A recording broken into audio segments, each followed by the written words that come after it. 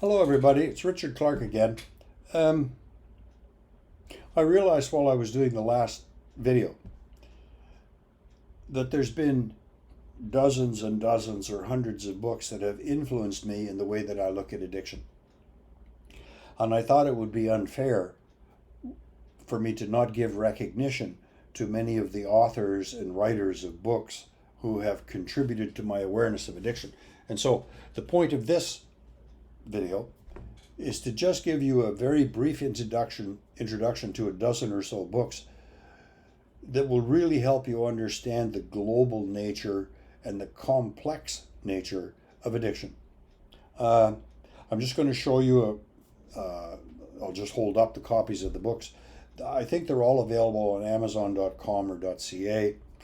Some of them are out of print. You may have to go to like a used bookstore website.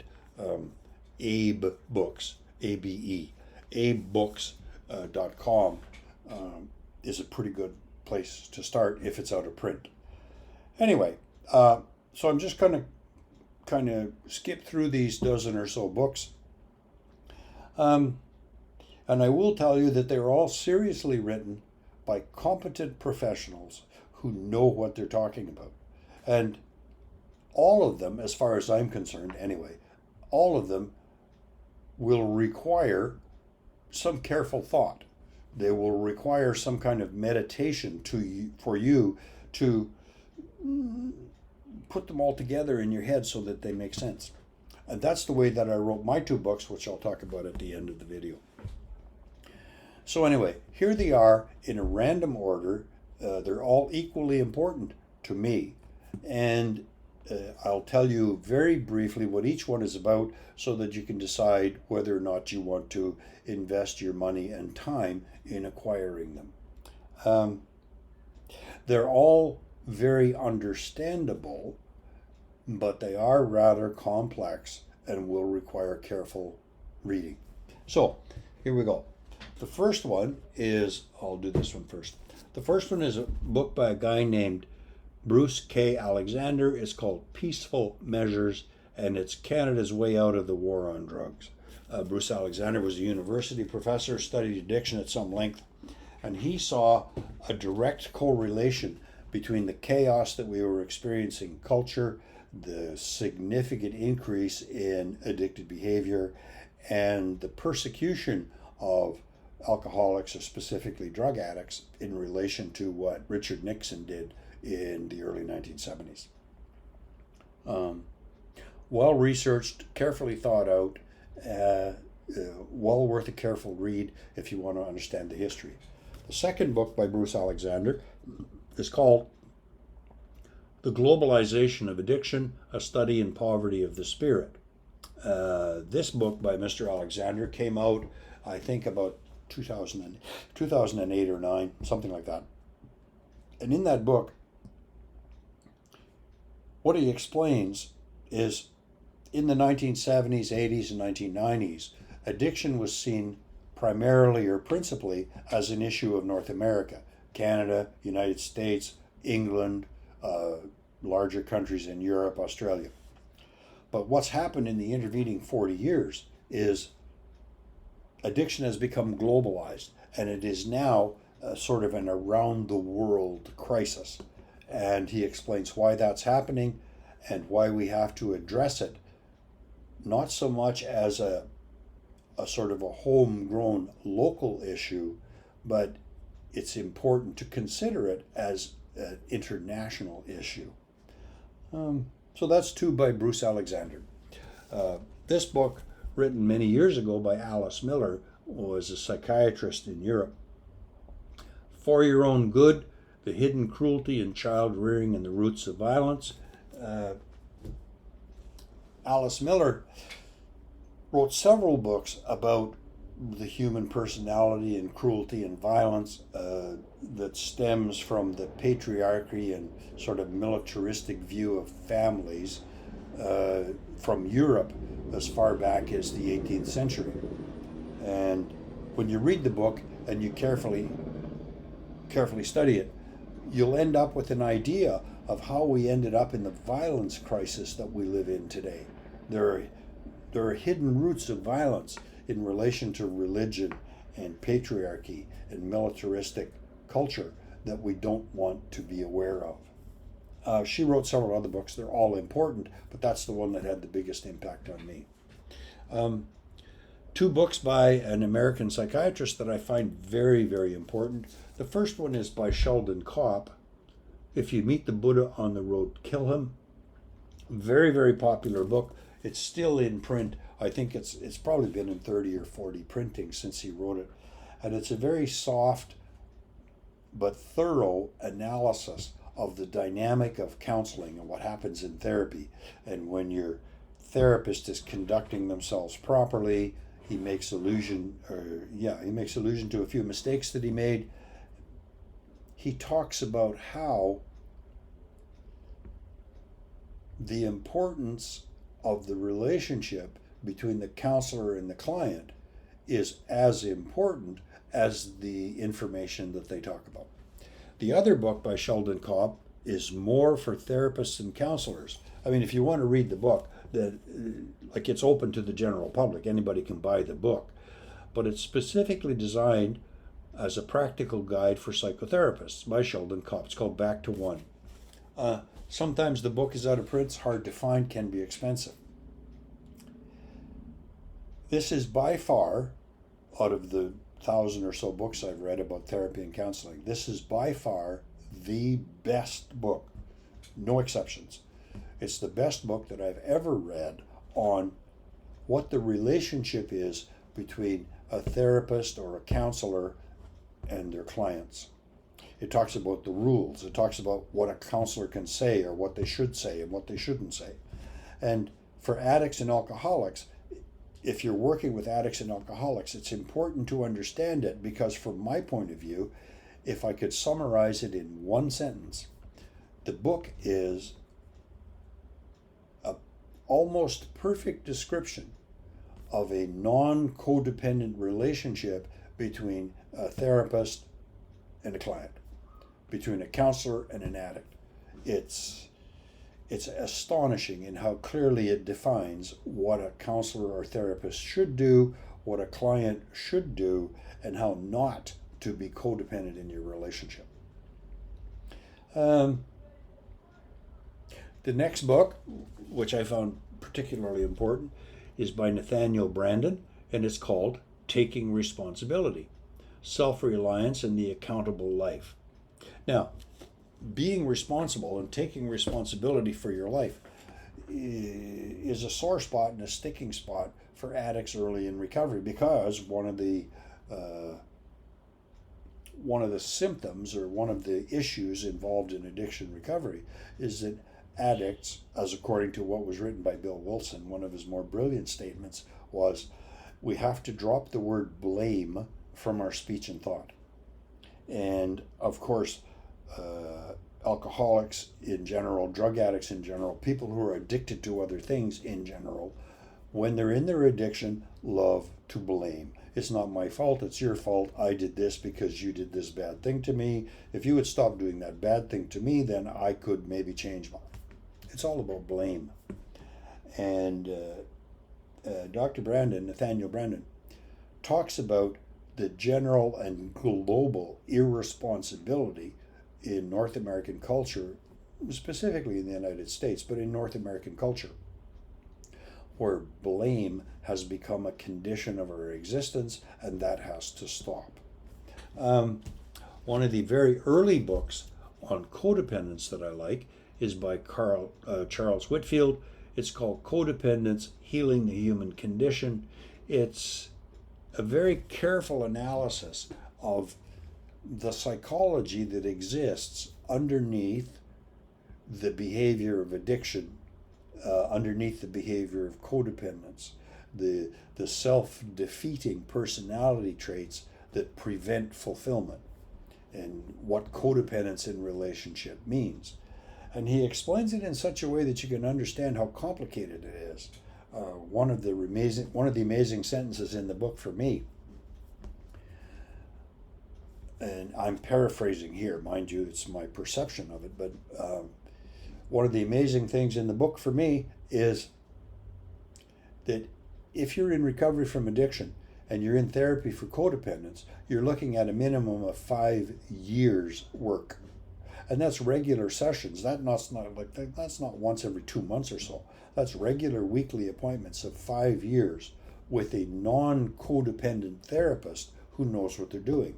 And that's the importance of Sheldon Kopp's book, which I talked about a moment ago, which is about non-codependent relationships between therapist and client. So if you understand back to one, and you understand if you meet the Buddha on the road, kill him, you'll understand about how, as a client, as a counselor or a therapist, you'll understand how not to do codependent therapy. And then you can work with peoples to create an independent spirit so they feel fulfilled in the decisions they make. And that's about 5 years' work. 2 books that are significantly important from the 1980s are by John Bradshaw. The first one that I have here is called Bradshaw on the Family, A Revolutionary Way of Self-Discovery. And Mr. Bradshaw talks a lot about family systems theory and the hierarchy in families and lost children and what your inner child means and how we become separated in our personalities between who we are as authentic people and how we behave in abusive, codependent, or addicted families. The second book by John Bradshaw, I don't have a copy of it with me right now. The second book by John Bradshaw is Healing the Shame That Binds You. I have a copy of it. It's lost somewhere in my library. A friend was over to visit quite a while ago and wandered around my house, and she made a comment that, like, Richard, I think you have too many books. And I said to her, well, like, how could that be possible that you have too many books? So I have a book by John Bradshaw called Healing the Shame That Binds You. Very important read. And now I'll get back into addictions. First book that's on my list is Creating the American Junkie by Carolyn Jean Acker. Sort of a university analysis, that level of book, to talk about the history of the persecution of drug addicts in North America. She gives what to me is a startlingly clear explanation of why the opium-addicted female culture of 1917 or 1916, which I talked about before, and then with Prohibition and through to the early 1930s, how addiction to opium was frowned upon but not persecuted when addicts were women and mothers and fathers. But by the early 1930s, addicts became persecuted because the users of opium became lower socioeconomic class urban males. A very fascinating book, lots of detailed and accurate information in it. But yet again, it's a slow read that requires concentration. Back into now Addiction Recovery and Alcoholics Anonymous. There is this book by William Schauberg. It's called Writing the Big Book, The Creation of AA. And one of the better books, maybe the best book I've ever read about the history of Alcoholics Anonymous. Well researched, lots of footnotes.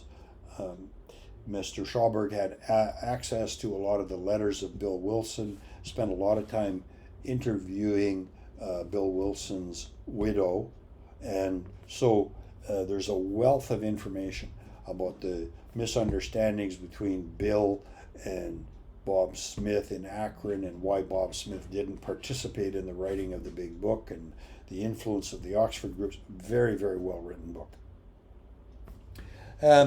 Coming to the end of the list now, Bill Wilson, A Biography of Alcoholics Anonymous by Francis Hartigan.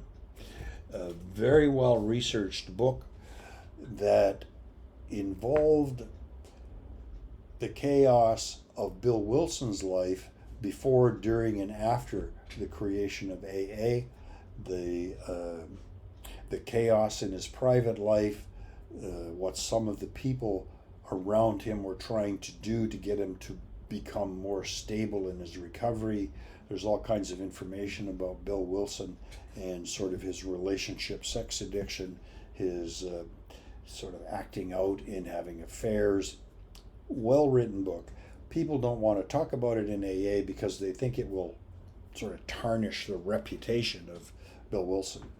And I think all it does is make him very human and allows me to recognize what tremendous insight he had in the writing of the big book. Now, granted, there's a lot of mistakes and errors in the psychology that it presents, but still, it was a monumental undertaking and one of the more profound books that was written in the 20th century.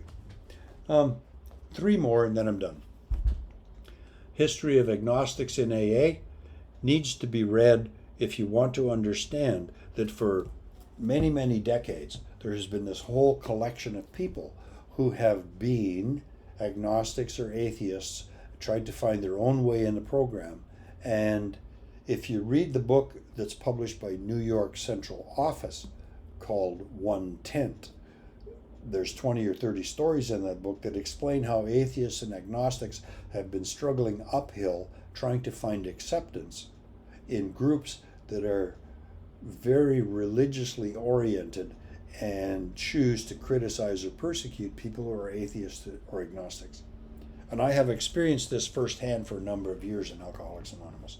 This blue book, A History of Agnostics in AA, was written by a fellow named Roger C., who chooses to remain anonymous. 2 more books, then I'm done. These are specifically for people who wish to be agnostics or atheists and wish to understand how to explain that.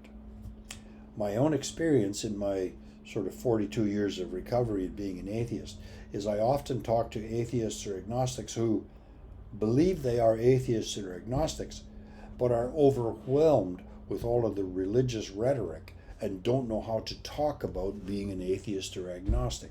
The first book explains that quite well. It's by a guy named Armin Navabi, Why There Is No God, Simple Responses to 20 Common Arguments for the Existence of God. What Armin did was what the title says. He wrote down the 20 common arguments that religious people have, and he carefully analyzed each one to show us where they're inaccurate. And the last book for atheists is a little wee book, pocket-sized, by Julian Baggini, called Atheism, A Very Short Introduction. So if you're atheist or agnostic, these last 2 books I talked about can contribute very nicely to your understanding of why you want to be an atheist and how to talk about that. So, yes, there are probably 200 other books that I've read about addiction and addiction recovery, and probably 1,000 other books I've read about therapy and treatment that are very strong contributing factors. But as I wandered through my library this morning, just trying to find 15 or 20 books that you could use as a resource, these are the ones I came up with. So hopefully you'll be interested in one of them. And of course, lastly, my 2 books. The blue book is the Addiction Recovery Handbook. The green book is Spiritual Transformation, Richard W. Clark. They're both available through Amazon.com or Amazon.ca. And they give you a detailed, it's not an overview, it's a detailed sort of synthetic analysis of what an addiction is, the persecution that addicts and drug addicts have had to face at the hands of society, religions, and therapists. And all of these books are a careful, slow read. So I hope this contributes to your awareness of addiction. The next video I'm going to get into talking about the definition of addiction and the types of addiction and what spiritual principles are. I think that'll probably be 2 or 3 seminars. So thank you very much. Thank you for Terry Wood for inviting me to do this, and I'll talk to you again soon.